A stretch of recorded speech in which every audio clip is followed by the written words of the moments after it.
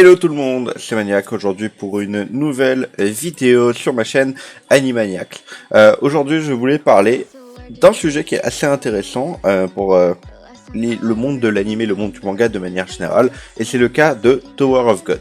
Mais pas dans le sens d'une critique, mais plutôt de ce que ça va impacter pour l'histoire du manga et l'histoire des animés de manière générale. Tout d'abord, pour ceux qui ne savent pas, Tower of God est à la base un manhwa coréen, du coup publié sur Naver Webtoon et qui a reçu une localisation sur Webtoon en 2014. Alors, première question qu'on se pose déjà, c'est qu'est-ce qu'un manhwa écrit comme ça? C'est le terme désignant un comics de style coréen. Manga est le nom général pour tous les comics de style japonais, avec un style qui a été popularisé et défini par Osamu Tezuka, mais aux États-Unis, pour ce qui est des bandes dessinées, on va appeler ça plus un comics, avec comme exemple les Marvel ou les DC.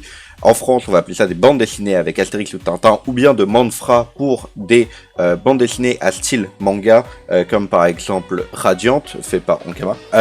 Mais on va aussi parler de manhwa, écrit comme ça, chinois, qui n'est pas à confondre avec le manhwa coréen, prononcé pareil mais écrit différemment, qui vient de Chine du coup, avec comme exemple Duoladalu, pour en citer qu'un seul, parce que sinon je vais faire toute la liste. Bien que très similaires entre chaque genre, ils ont d'énormes différences et peuvent donc être considérés comme des formes d'art parents, mais un peu comme des cousins en fait, hein. C'est de la même famille, mais c'est pas vraiment la même chose, on va pas avoir les mêmes expectations pour les cousins. L'utilisation de la couleur, du format, la continuité des planches, ainsi que le sens de lecture varie énormément entre les choses. Un manhwa, enfin les webtoons manhwa du coup sont beaucoup plus axés sur la verticalité, tandis qu'un manga japonais se lit sur l'horizontalité ainsi que de gauche à droite, de droite à gauche, et un manhwa ou une bande dessinée se joue de droite à gauche de manière générale. Mais aujourd'hui, je voulais parler de Tower of God et comment ça peut changer le monde de l'anime. Donc Tower of God est le premier manhwa à avoir reçu son adaptation animée.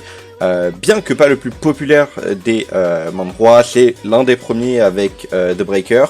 Du coup, sorti en 2010, et les plus populaires que je nommerai sont God of High School ou Noblesse, qui vont avoir du coup leurs adaptations animées très prochainement, ou bien le plus populaire à l'heure actuelle, Solo Leveling. Mais du coup, avec son gros budget d'animation et une très bonne animation adaptation, de manière générale, ainsi que sa notoriété comme étant l'un des premiers manhwa disponibles pour nous en Occident, ainsi qu'au Japon et en ligne de manière générale, du coup disponible depuis 2010, Tower of God est l'anime manhwa qui est parfait pour permettre à ce genre, à ce style de devenir commun.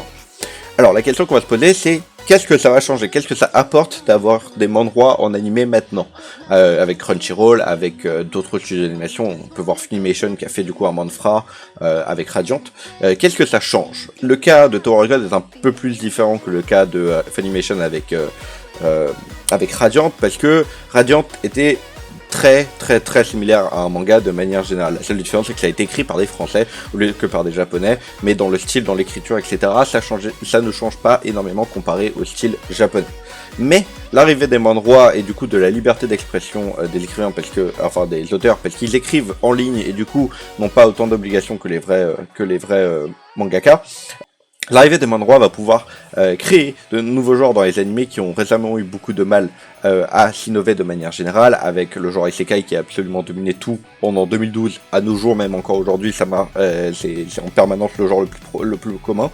Mais en plus de ça, ça va amener une nouvelle culture d'écriture qui sont très variées entre les pays. La France écrit très différemment de l'Angleterre, qui est très différemment de la Chine, qui écrit très différemment du Japon, etc. etc. Un problème récurrent dans l'anime, de manière générale, c'est que certains genres possèdent des codes préétablis qui ne peuvent pas être changés à cause de l'importance des studios d'animation et d'édition, ainsi que la paye des animateurs des mangaka étant trop petit, empêchant des projets personnels comme on peut le voir au cinéma.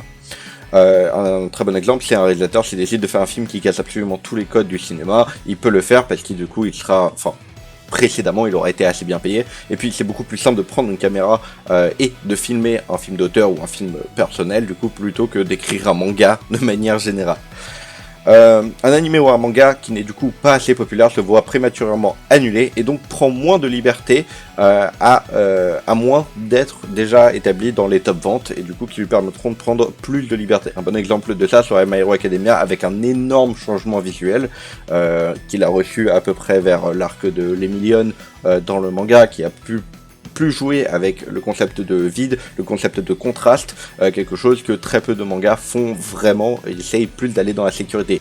Un autre exemple serait le world building dans One Piece, etc., etc. Ce sont des choses que, par risque de se voir annuler, on décide de faire un peu comme les autres, et c'est pour ça qu'il y a des styles de dessin, il y a un style de dessin qu'on va appeler plus classique du manga, qui est utilisé afin de ne pas se voir être trop différent, et donc de ne pas plaire à une communauté. Parfois ça marche très bien, parfois ça marche affreusement mal.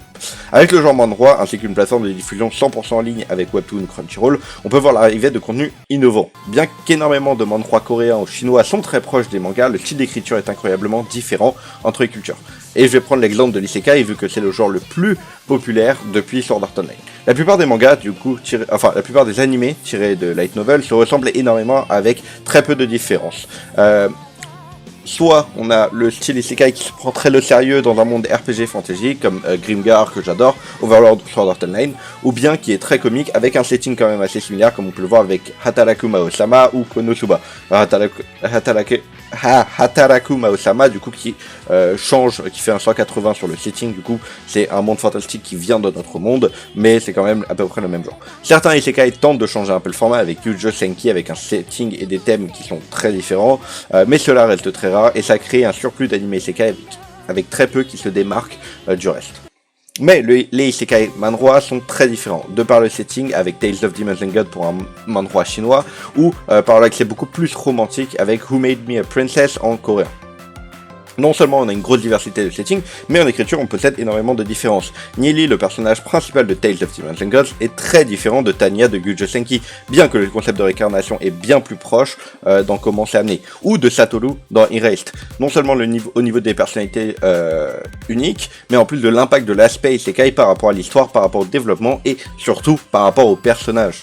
L'arrivée de manhwa est du coup une énorme bouchée d'air frais pour les animés qui étaient trop penchés sur la sécurité d'écriture afin de satisfaire les maisons d'édition et d'animation, et permet une nouvelle vague plus personnelle qui est très différente de ce qu'on a pu ressentir dans ce média, et donc peut rapporter de nouveaux fans des animés et par la suite fans de manga. Un commentaire qu'on peut voir assez commun chez les gens qui n'aiment pas ou qui ne connaissent pas les mangas, c'est qu'ils n'aiment pas le style du manga, que ce soit un style visuel ou que ce soit un style d'écriture. L'écriture japonaise assez classique des mangas est incroyablement différente de l'écriture française. On peut même appeler ça un style d'écriture qui est beaucoup plus simplet. Quand on parle par exemple de la grandeur de l'écriture française, si on prend l'exemple de livres qui sont incroyables, d'auteurs qui sont incroyables comme Victor Hugo, etc., c'est vrai qu'un manga qui est beaucoup moins poussé, qui est beaucoup moins axé sur les métaphores, qui est beaucoup moins axé sur les figures de style, peut se paraître être beaucoup plus simplet, beaucoup plus sain, beaucoup plus facile, on va dire. Mais ça, c'est quelque chose qui, par exemple, va être beaucoup plus absent si on va lire un manhwa chinois qui justement utilise énormément, de manière générale dans leur écriture, la Chine utilise énormément de figures de style, surtout liées aux mots, et qui rend du coup une lecture très unique au pays en lui-même. Je vais terminer sur un exemple de manhwa, du coup un manga français qui peut apporter énormément de nouveautés dans un genre assez classique, de par son écriture, de par sa culture, de par son auteur de manière générale. C'est le shonen avec le manga, enfin le manhwa du coup, Dreamland. Avec l'histoire de l'écriture en France, Dreamland, bien que considéré comme un shonen, se démarque énormément des autres shonen. De par ses sujets, ses personnages, son écriture, son environnement, la façon dont l'histoire est tournée, la façon dont l'histoire avance, la façon dont les personnages avancent, tout est beaucoup plus axé vers le français, enfin vers une culture française, et du coup ça le rend très nouveau par rapport aux fans de manga. Si on lit Dreamland, ça va pas du tout avoir la même saveur que si on lisait Dragon Ball, et c'est une bonne chose. Et tout ça, c'est grâce justement à cette liberté qui est beaucoup plus présente chez l'auteur français, du coup venant de Montpellier, Renaud Lemaire, mais aussi du fait que les studios d'édition françaises ne sont pas basés sur un système hebdomadaire ou mensuel, à tout le temps vouloir être dans les top popularités. Il peut se permettre, grâce au contrat qu'on a avec les maisons d'édition françaises, de pouvoir faire un tome entier qui n'explique que du backstory, que du lore, que la mythologie de l'univers, pour pouvoir ensuite repartir sur d'autres tomes qui sont plus axés sur comment l'histoire va avancer, et ça permet de créer une histoire très différente. L'arrivée, de manière générale, de Tower of God va énormément aider l'animé de manière générale. On a un nouveau style d'animation, on a un nouveau style de narration, on a un nouveau style d'écriture, on a de nouvelles cultures. Tout cela sont des choses qui sont incroyablement importantes pour donner une nouvelle vie aux animés qui, depuis quelques années quand même, se sont un peu trop ressemblés sur certains aspects. L'isekai de manière générale, le survival, lui aussi, hein, popularisé évidemment récemment par Attaque des Titans, mais du coup qui a été un peu abusé depuis ces dernières années. Toutes ces choses-là, à cause de comment l'industrie du manga est au Japon, avoir une industrie beaucoup plus personnelle, une industrie beaucoup plus orientée vers le lecteur en soi, va énormément aider le genre de l'animé, et moi je suis très impatient de voir comment ça va changer le monde de l'animation, parce que, comme j'ai pu le remarquer avec Tower of God, de nouvelles cultures, de nouveaux styles d'écriture peuvent apporter beaucoup de fraîcheur.